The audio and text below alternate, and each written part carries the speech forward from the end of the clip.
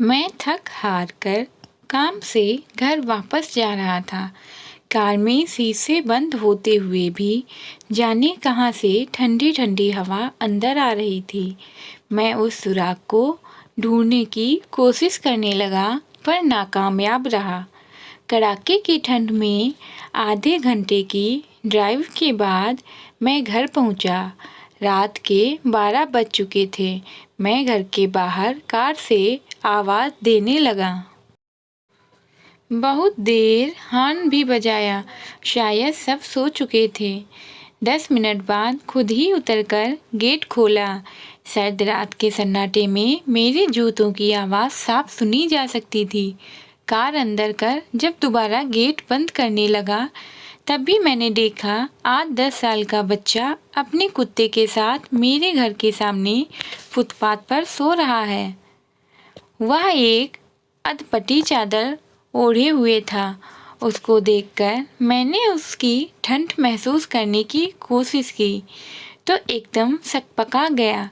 मैंने महंगी जैकेट पहनी हुई थी, फिर भी मैं ठंड को कोस रहा था और बेचारा वो बच्चा, मैं उसके बारे में सोच ही रहा था कि इतने में वो कुत्ता बच्चे की चादर छोड़ मेरी कार के नीचे आकर सो गया।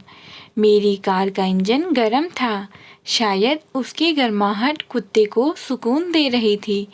फिर मैंने कुत्ते की भागने की बजाय उसको वहीं सोने दिया और बिना अधिक आहट किए पीछे का ताला खोल घर में घुस गया। सबके सब सो रहे थे। मैं चुपचाप अपने कमरे में चला गया। जैसे ही मैंने सोने के लिए रजाई उठाई, उस लड़के का ख्याल मन में आया। सोचा, मैं कितना स्वार्थी हूँ। मेरे पास विकल्प के तौर पर कंबल, चादर, रजाई सब थे, पर उस बच्चे के पास एक अधफटी चादर भर की थी। फिर भी वो बच्चा उस अधफटी चादर को भी कुत्ते के साथ बांधकर सो रहा था और मुझे घर में फालतू पड़े कंबल और चादर भी किसी को देना गंवारा नहीं था।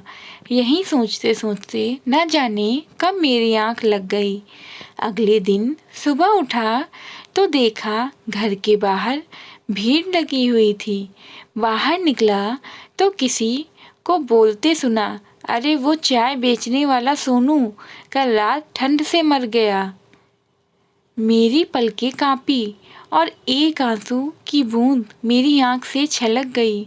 उस बच्चे की मौत से किसी को कोई फर्क नहीं पड़ा, बस वो कुत्ता अपने नन्हे दोस्त के बगल में गुमसुम बैठा था, मानो उसे उठाने की कोशिश कर रहा हो। ये कहानी सिर्फ एक कहानी नहीं है, आज के इंसान की सच्चाई है। मानव से अगर मानवता चली जाए तो वो मानव नहीं रहता, दानव बन जाता है। और शायद हम में से ज़्यादातर लोग दानव बन चुके हैं। हम अपने लिए पैदा होते हैं, अपने लिए ही जीते हैं और अपने लिए ही मर जाते हैं। ये भी कोई जीना हुआ?